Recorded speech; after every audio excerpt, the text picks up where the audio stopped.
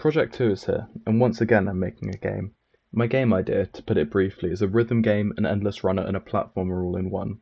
Because it's a combination of three massive game genres, I'm confident this game has got some real potential to be a ton of fun if I do it right.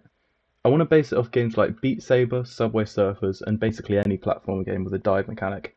And after doing a ton of research into similar games and thinking a lot about how I wanted to go about making it, I was ready to make the game's first prototype. First, I had to make the track move. Fun fact, in games like Subway Surfers, the track moves backwards instead of the player moving forwards, and make sure it deleted itself when it went off camera. And then I had to sync the level's movement up to the music, which was surprisingly tricky because Unity takes quite a while to load songs, so I had to work around that issue with some pretty tidy coding, if I do say so myself, to make sure that there wouldn't be an issue.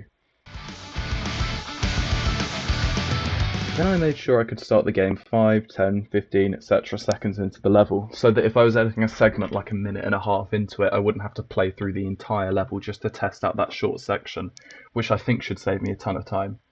Once that was all done, I added some code to the character, who was just a bean, made him able to move from side to side, then I added some obstacles to test that with. Then I added jumping, and once all of that was working, I began to work on the prototype level. Designing this took a long time. I enjoyed it, but it was long. It was just a lot of tweaking things a tiny bit, and a tiny bit, and a tiny bit. But after all of that, the prototype is done.